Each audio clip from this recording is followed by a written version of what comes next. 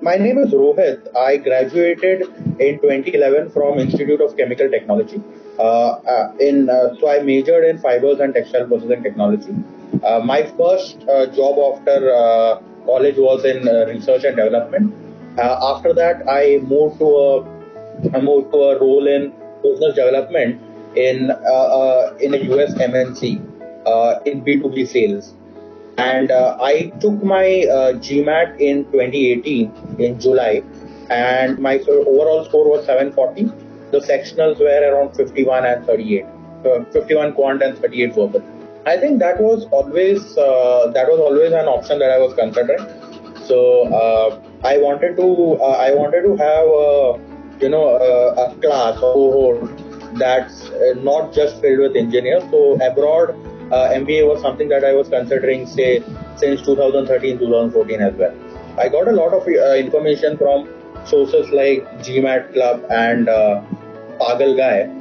So what I heard is you do really do have a powerful platform and a proven track record in educational technology, and that is something that I've been hearing since, say, 7 years. So that is something that I wanted to explore, and what I saw I really liked. The content I really liked, the presentation that I really liked.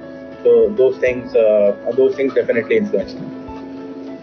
Really is helpful because a tablet is something that you can wind up. If you don't get something clearly, or you can rewind that many number of times to actually get that concept cleared. At the same time, classroom is not something that is particularly essential for GMAT because the test is not that difficult. In terms of content, having a tablet definitely gives you a flexibility, especially if you are a working professional. The content that enrolled for was both for the tablet as well as for the webinar.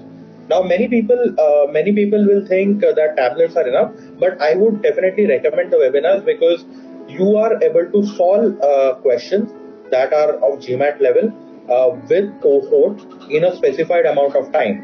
So you are able to you will face that time pressure because others are solving those questions along with you.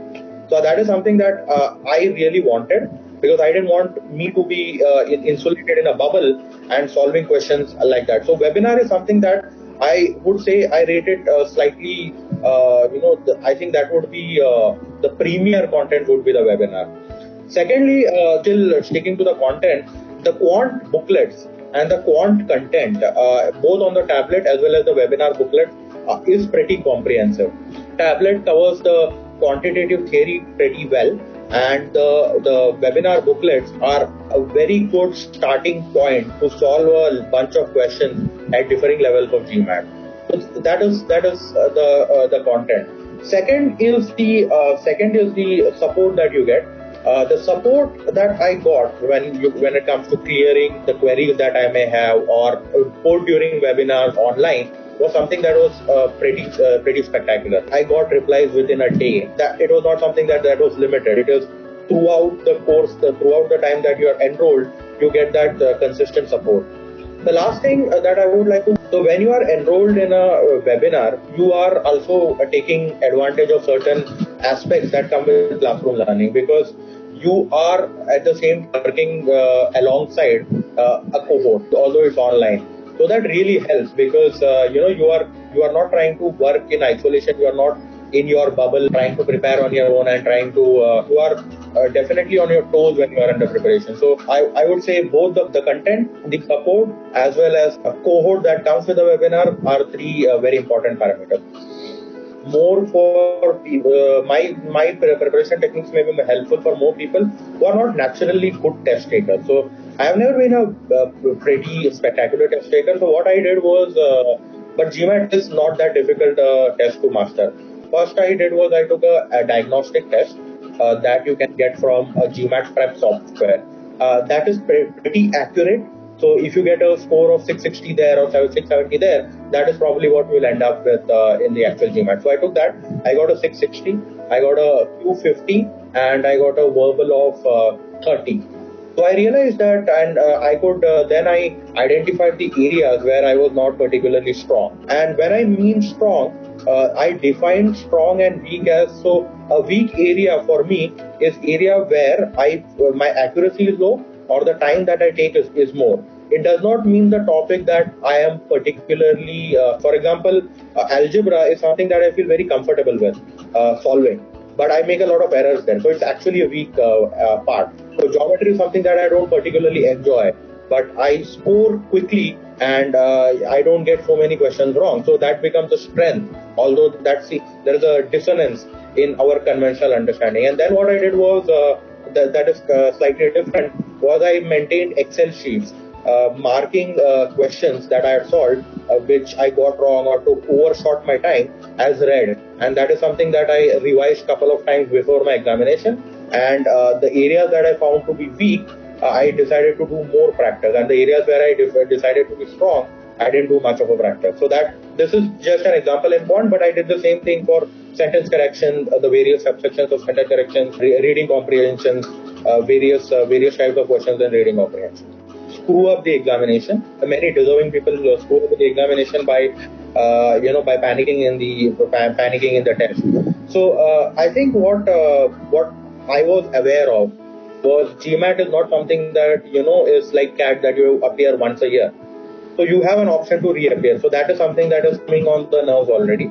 On the day, so when I was supposed to take an exam, so I had my test center in Andheri, so I had booked a hotel in Andheri, very nearby to the center. So it was a 5-star hotel. So I stayed there. It was extremely relaxing. I went to the gym. I slept early. So I had the day before I had also seen the center, so that last day hurry would be avoided. So spectacular hotel nearby. I had a good night of sleep. I had went to a gym, so I was extremely relaxed during the test day. I made it a point to be extremely relaxed during the test day. It depends on your once you do the diagnostic test, that is something that you will be able to understand. So if there is a person who is particularly very strong in one section, right? There is an individual who gets a 51 out of 51 in quant every time. If that is the situation, probably he just has to focus on one section. In that scenario, a 3 month of preparation is more than enough. So I was particularly a guy whose testing scores varied from 49 in quant to 51 in quant. So I was not very particularly consistent on QA. And my score in verbal ranged from 30 to 40 in my testing score. So that is something I was not very consistent even in that. So for a person like me who is extremely spectacular in either section, then you would require a longer period of time, maybe 6 months is something that I would recommend. Once you are looking at BYJU'S content, so they have different modules, it would be advisable to pick the program that helps you the most. So if you are not a very prolific test taker, I would recommend going for the entire package, including the tablet and the webinars, because in webinars you will be actually solving sums with people who are better than you, and these are your competitors, by the way. If you are someone who has been a very prolific test taker from their adulthood, then you can minimize and only focus on tablets. And also depends on your motivation. So if you are a self-motivated kind of a guy, just doing the tablets would be sufficient. If you are someone who tends to shirk studies, then webinars is helpful because you have that additional preparation pressure of preparing the content before a webinar before a webinar session.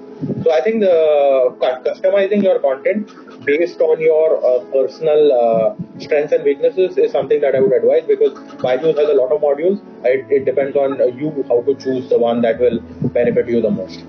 This is more important for a person who is trying to figure out, because the exam is not particularly very difficult in terms of content. What you are learning is just 10th level mathematics and maybe 10th level grammar. That's all is your content.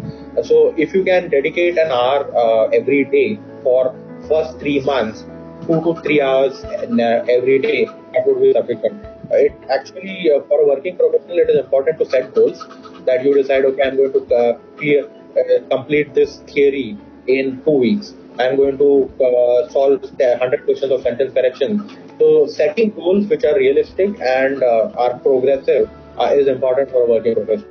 working in isolation, that will not work. Another thing that I think that really helped me from one of your prolific teachers, Santosh, right?